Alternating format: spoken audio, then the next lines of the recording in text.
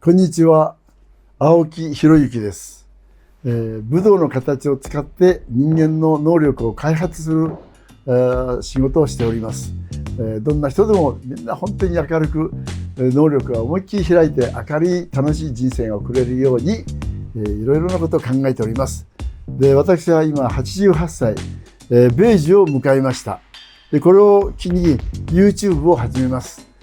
どうぞ皆さんご覧ください。1回目は天身帯同とはというテーマでお話しします。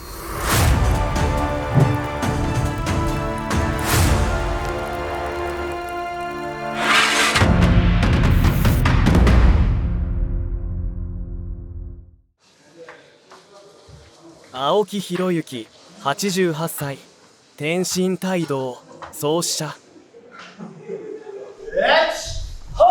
青木博之の作った天身帯同は武道の形をとった人間の能力開発法です。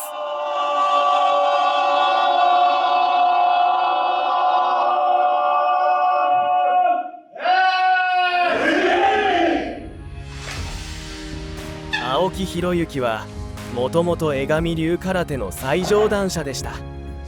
その後、人が本来持つ自然で合理的な動きを追求し、猛稽古の末、武道という枠を超えて人のさまざまな能力を開発する天身帯同を生み出しました。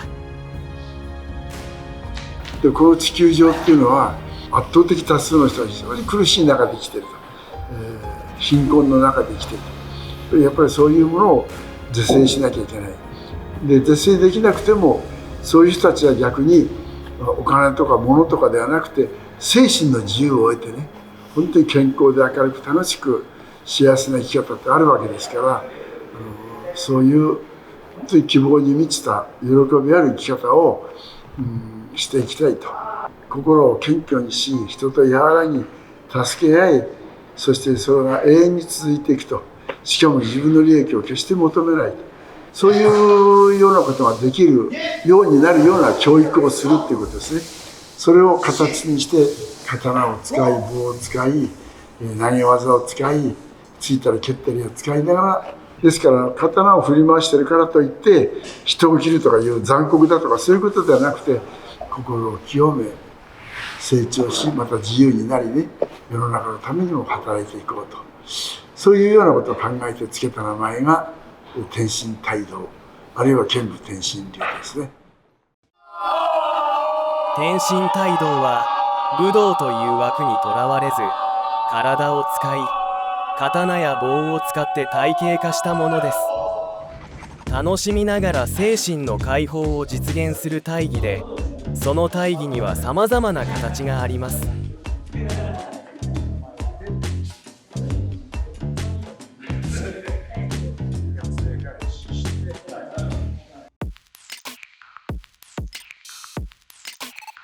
わかめ体制というのは、体がね非常にほぐれた状態でお互い、体を押してで、自由に反応するというね、そういうお稽古なんですけど、もともとは激しい空手の組み技を30分とか1時間やった後に生まれた動きを真似したものなんですね。で、最初のうちはどうしても体が硬くなっちゃって、つけって言ってもつけないで、受けろって言ってもなんか非常にぎこちない状態なんですけど、30分1時間とひたすらやり続けると体の無駄な力みが取れて非常に技が効くようになって洗練されて研ぎ澄まされてくるんです。なので普通であれば激しい武道の組み手をやって最終的にたどり着くような素晴らしい技の境地、研ぎ澄まされた境地、そういった境地に即席でたどり着いてしまうと、それがわかめ体操。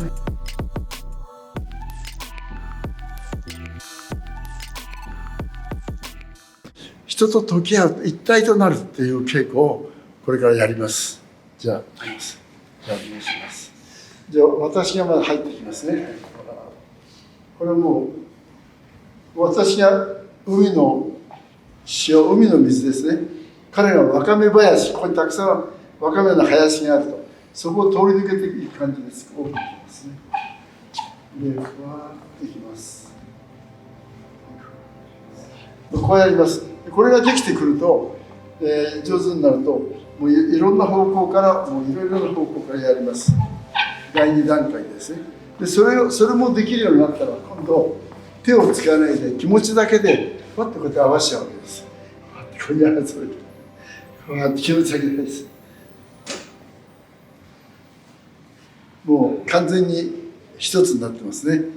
そういうふうな傾向で、一体感を生むための私はあの人と気が合わないとかね、どうも相性が悪いとかそういうことじゃなくて、どんな人とでももうピシャッと合わせていく、そういう傾向なんですね。どうもありがとうございます。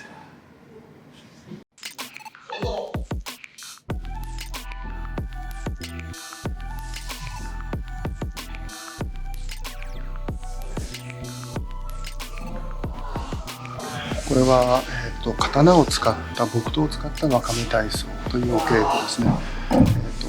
木刀で切られようと思うと誰でもこう萎縮しちゃうものですけれども、その中でも平常心でいられるのが昔の武道家がみんなねこう大事だって言ってたことです。木刀で切るような動きをする。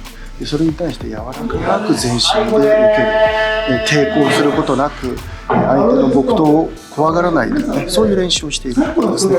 武道で言えばどんな強そうな人がいても怖がらないで済むようになるという効果があります。で一方ですね、社会に出てる我々から見てみると、とても怖い人とかですね、嫌な上司とかですね、そういうような人が自分にグッと来た時でもそこで平常心でいられるという、ね、そういう練習にもね十分使えるんじゃないかなというふうに思ってます。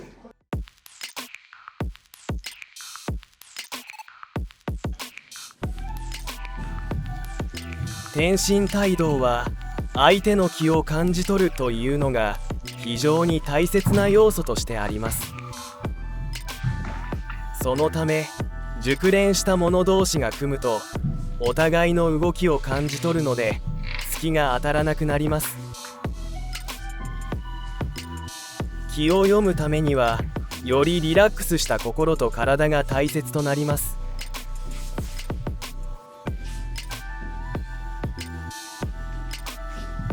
熟練者同士が組むと美しいとさえ感じるのです。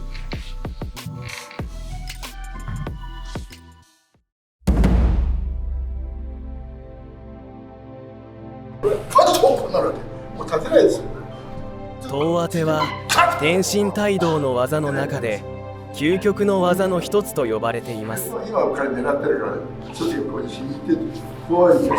それでこうで入れるわけ。遠当てを詳しく見ていきましょう。この時点では青木弘之の視界に相手は入っていません。相手はすぐに攻撃に転じます。青木はその気の変化を感じ取り、そこに気合を入れて攻撃を封じるのです。遠当ては相手の攻撃する気持ちを察知し、気で相手を制する技なのです。怖いんですよ。それでこうで入れるわけ。もうね、やっといてありがとうございます。遠当てが本当かやらせか証明する動画が残されています。早打ちガンマンとの対決です。早打ちガンマンはホルダーに触れてから銃を撃つまでわずか 0.3 秒です。青木は銃を撃つのを制することができるのか。よく見ると青木が早打ちガンマンが拳銃に手がかかる前に押さえています。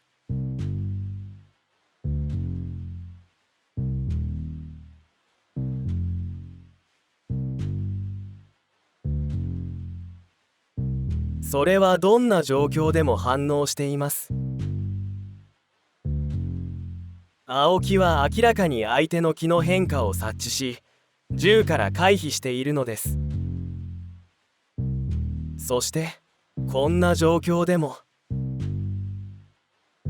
相手が不意をつこうとした時でも察知していました。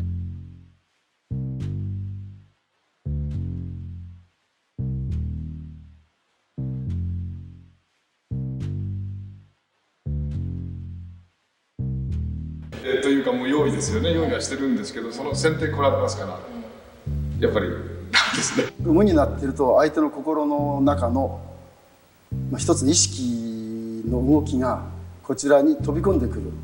例えば鏡に色がないと何でも映すようにね、こっちも無になっていれば相手の心の動きが全部映る。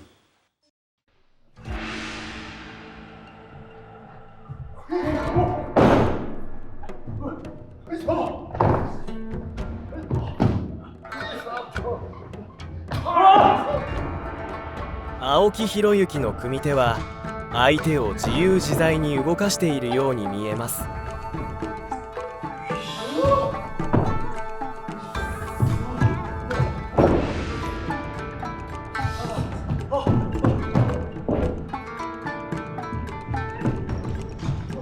青木弘之はこう言っています。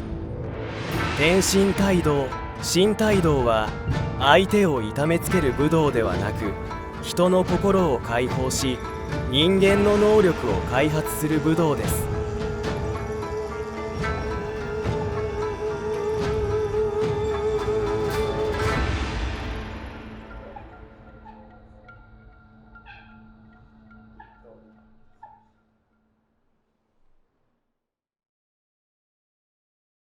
前にね、リトルリーグって野球の子供たちを教えてる玉川で見たんですよ。そうしたら先生がね、指導者がね、なんだてめえなんかやめちまえとかね、くさばえとかひどいこと言って教えてるの。